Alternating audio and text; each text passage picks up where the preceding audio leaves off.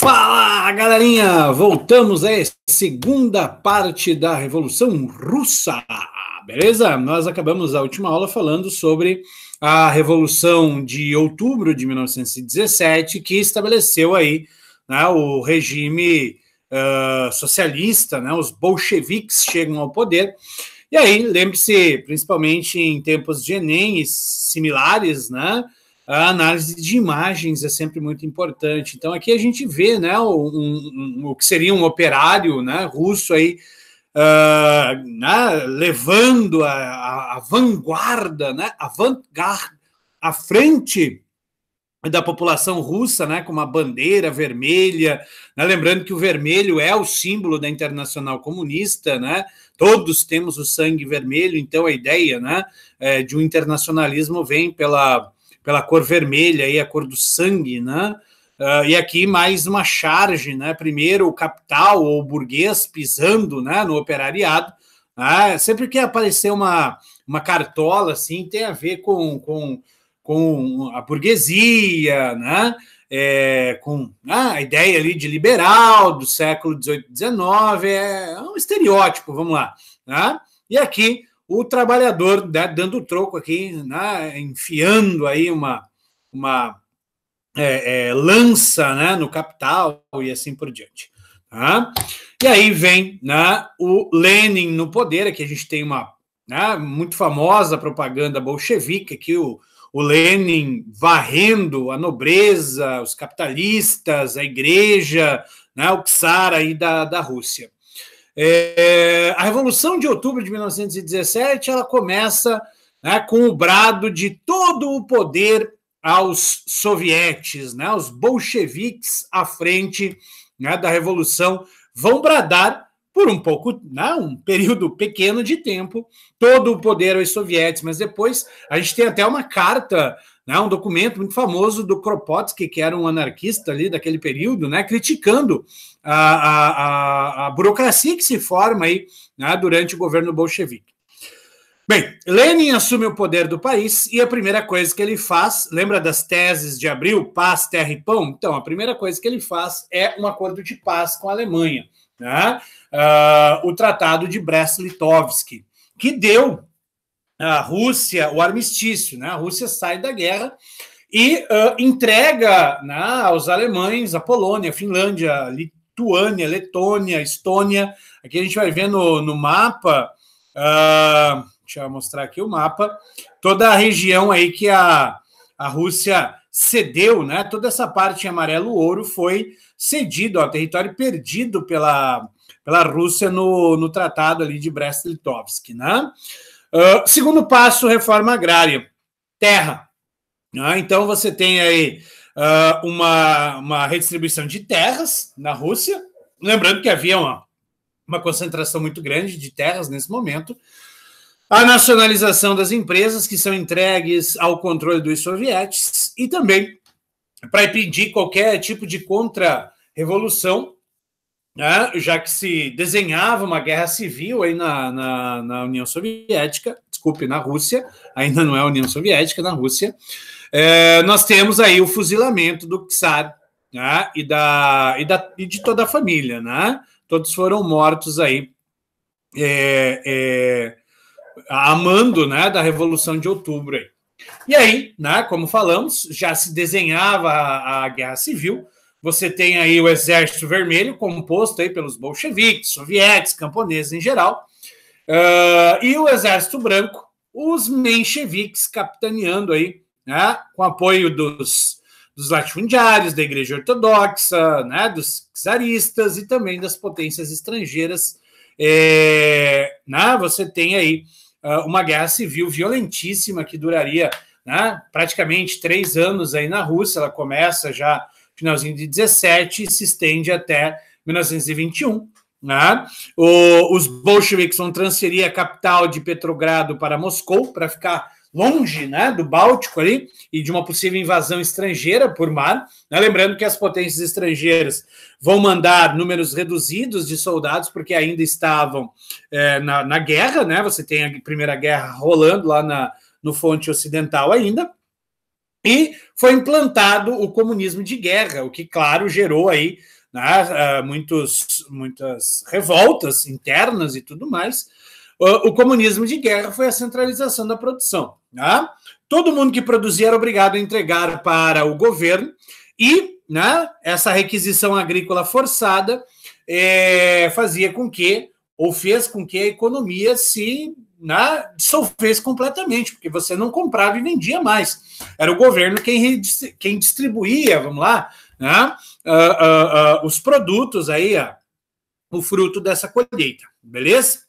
Com a derrota dos brancos, veja asterisco, né, os vermelhos vencem a Guerra Civil, nós teremos aí uma grande barreira contra a Rússia, né? Então, aqui as potências estrangeiras impõem o chamado cordão sanitário, um isolamento à Rússia, ninguém mais podia comprar e vender. Tá? A gente vai ver que depois ali da Primeira Guerra até há uma aproximação da Alemanha e da Rússia, exatamente porque a Alemanha vai ficar numa situação bem complicada pós-guerra, então uma aproximação dos perdedores, vamos dizer assim, né? Mas isso a gente vê mais tarde. O último grande levante aí que foi esmagado foi a revolta de Kronstadt, que era uma cidade, vai lá, ó, era a mais importante base, né, naval dos russos lá no Báltico, né? Então, diante das greves salariais, né, de problemas políticos, os marinheiros da base de Kronstadt vão, né, auxiliar uma grande revolta dentro da Rússia. A gente tem aqui, né, os marinheiros aqui com bandeiras, né, contra os bolcheviques. Era um lugar onde já havia acontecido levantes, inclusive lá em 1905, né, e o resultado dessa revolta aqui, né, foi o aniquilamento, né, dos membros, né, dos marinheiros ali de Kronstadt pelo governo bolchevique. Você tem aí milhares de mortos no confronto com o governo bolchevique, e a partir daí as coisas vão se pacificando internamente na Rússia, depois de mais de 3 anos de uma violenta guerra civil aí, né, 4 anos quase de guerra dentro da Rússia, aqui, né, o território bolchevique, aqui os principais levantes bolcheviques, né, as maiores batalhas da guerra. Então, a legenda aí mostrando, né, todo o caminho aí que se segue a Revolução de Outubro, né, aqui a Transiberiana, a mais importante trilho, né, estrada de ferro aí de dentro da Rússia. Então, né, essa é a Rússia no período aí da Revolução, beleza? E aí o Lenin, né, com o país destruído, milhares de mortos, né, o país em frangalhos, ele vai propor a NEP, né, a nova política econômica que iria vigorar de 1921 a 1928. Tá? O que é a NEP? É um plano de recuperação da economia russa, promovido, né, pelo Lenin à frente dos bolcheviques aí, e que será a implantação de alguns elementos capitalistas provisórios e parciais, conciliados à base socialista. Esta é a definição, né, da NEP. Notem, qual era a ideia do Lenin? Ele vai resumir numa frase, tá? Que ele diz, olha, precisamos dar um passo para trás para daí darmos 2 passos à frente. Por quê? Né? Porque dar um passo atrás? Veja, eles implantaram o socialismo ali, veio a Revolução de Outubro socialista. Se você lembrar, naquela linha, né, do tempo proposta pelo Marx, dos modos de produção, né, você tem o modo de produção escravista, você tem o modo de produção feudal, você tem o modo de produção pré e o modo de produção capitalista, e aí Marx dizia que depois disso viria o socialismo, por fim, o comunismo. Então, a Rússia estava no socialismo. Lembre-se, os bolcheviques, né, vão promover aí o socialismo, a revolução socialista. Então, o que ele quer dizer com dar um passo para trás? É voltar ao capitalismo para depois, né, socialismo, comunismo, 2 passos à frente. Então, esses elementos capitalistas provisórios e parciais eram o seguinte: pequenas e médias empresas, ou seja, empresas com até 20 funcionários, eram de iniciativa privada. os caras poderiam, né, comprar, vender ali sem a intervenção direta do Estado. Acima de 20 funcionários eram estatais, né, compulsoriamente tornavam-se indústrias ou empresas do governo, né? O livre comércio dos produtos agrícolas, você tem aí os chamados kulaks, né, que eram os pequenos produtores agrícolas que vão se beneficiar daquela reforma agrária, que podiam fazer o livre comércio dos produtos, né? Com isso, nós temos um aquecimento da economia, recuperação parcial do país, né, com pequenas propriedades agrícolas, uma próspera classe de empreendedores que ficaram conhecidos como os Nepmen, né, os homens da Népia, então.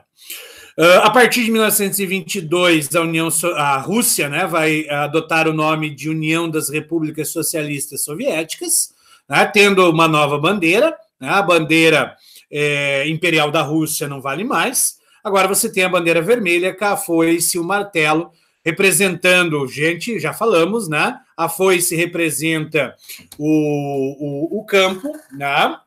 O martelo representa a cidade, os operários urbanos, né? E a estrela representa a ascensão da classe operária. A gente tem até aqui, né, uma imagem de uma escultura, né, onde aparece a mulher com a foice na mão. Então, né, além do campo e da cidade, a igualdade entre homens e mulheres, né, a igualdade civil nesse momento na Rússia, né? Operário e Camponês, 1937, de Vera Mukhian, símbolo de uma aliança entre operários e camponeses e também entre mulheres e homens. A estátua erguida em Moscou tornou-se um ícone da revolução e do realismo socialista, né? O realismo, a arte né? O realismo socialista, né? O estilo artístico. O Lenin morre em 1924 e aí começa, né, todo um processo aí muito mais violento, não que não tivesse sido até agora aí, né, mas há uma disputa pelo poder, né? Você tem aí o Leon Trotsky e o Stalin, né, herdeiros de Lenin, herdeiros políticos de Lenin, obviamente, que vão passar a disputar o poder. Trotsky, que era o chefe da Guarda Vermelha, e Stalin, que era o chefe da Pravda, né? A Pravda, o jornal do partido bolchevique, né? O Trotsky, ele acreditava, como Lenin, numa revolução mundial e permanente. Por isso que lá na Revolução dos Bichos, o Bola de Neve representa o Trotsky, né? Bola de neve. Então, uma bola de neve vai sempre crescendo. Essa é a ideia básica, né? Auxiliar, então, os movimentos revolucionários pela Europa. Ele achava que somente com isso você conseguiria o triunfo do socialismo, né? Que se a revolução se estendesse por todo o mundo. Já o Stalin acreditava numa implantação aí de um socialismo em um só país. Aí você consolida o socialismo nesse país e depois vai para outro, e depois vai para outro. Então, ele queria primeiro consolidar o socialismo na União Soviética para depois exportar a revolução, tá? E aí o Stalin ganha, né, essa queda de braço, o Trotsky ficou doente nesse período também aí, e acaba com o triunfo do Stalin e o regime stalinista, tá? Que é um regime totalitário de esquerda, né? O stalinismo, ele vai ter práticas hediondas, como a gente vai ver. Mas no plano econômico, ele coloca fim à NEP, lembre-se, a NEP vigorou até 28, né?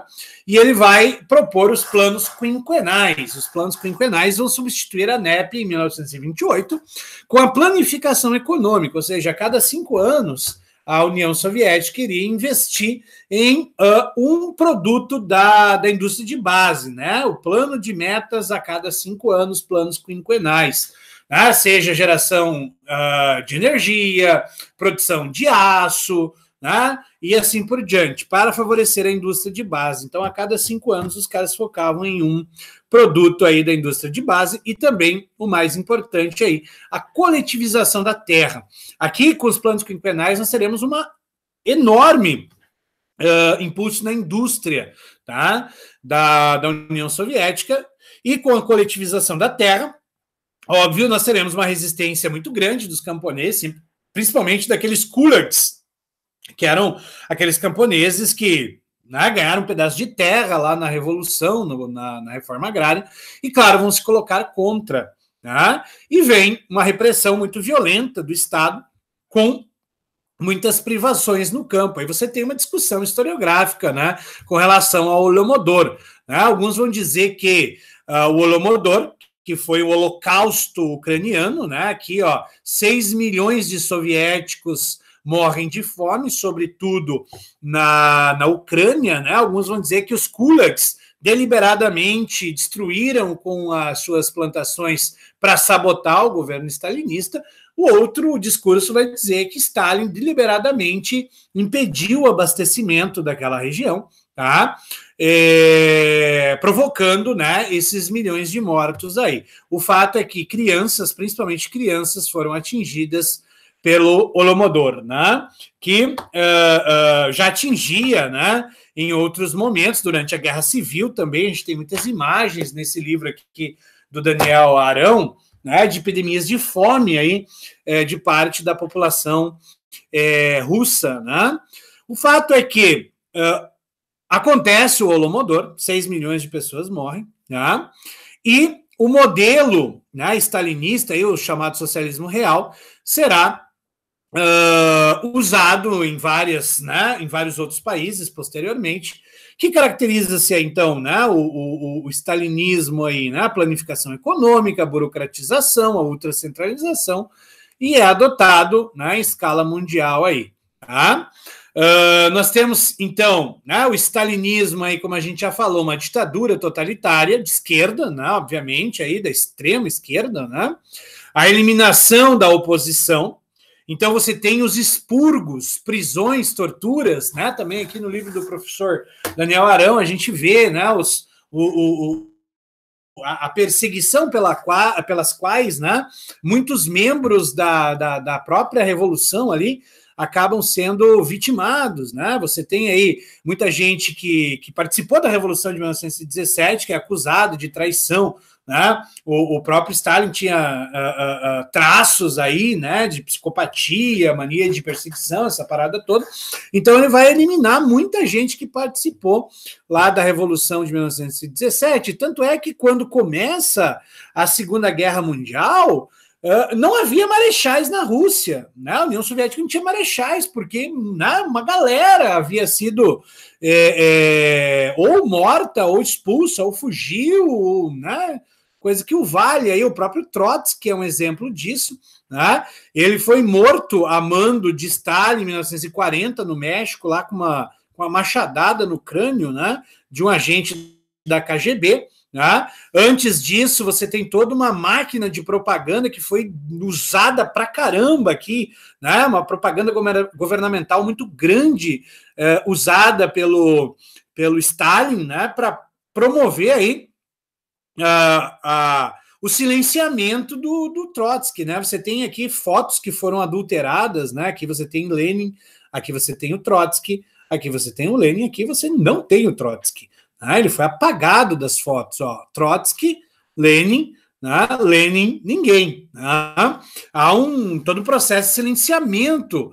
E, claro, o Trotsky, ele começa a ser caricaturado como um inimigo do Estado. Tudo que era de ruim que acontecia na Rússia era culpa do Stalin, que nem lá na Revolução dos Bichos, né? Tudo que de ruim acontecia, né, na Granja dos Bichos lá era culpa do Bola de Neve. Então, mais ou menos nesse sentido, é claro. Né? O George Orwell, ele está fazendo ali uma metáfora, né? Uma analogia, mas não fugia muito disso. E sim, é uma crítica, não à Revolução Comunista, mas sim ao stalinismo. Né? A Revolução dos Bichos é uma crítica ao stalinismo. E tanto é que, ao final, né, do livro, a constatação é que você não conseguia diferir homens de, né, porcos de homens, no caso aí, né, a ideia de que o governo, né, de Stalin se transformou no que era o governo do Nicolau II, lá dos czares e tudo mais, né? Tanto mais que Stalin vai estabelecer aí, né, um culto ao líder, então Stalin como guia genial dos povos, né, vai controlar o ensino, as comunicações, a propaganda, como a gente já viu. Há uma tentativa de russificação das outras nacionalidades. Né? A gente vai ver isso muito forte na Polônia, por isso que até hoje há uma inimizade entre poloneses e russos, assim, né, porque o Stalin vai tentar russificar todas as outras nacionalidades, né? E aí nós acabamos com a Revolução Russa. Leia a Revolução dos Bichos, se puder, leia a Revolução que Mudou o Mundo, ou então Os 10 Dias que Abalaram o Mundo, do John Reed, um baita relato, né, do que foi a Revolução em outubro de 1917 na Rússia. Beijo, a gente se vê logo em seguida.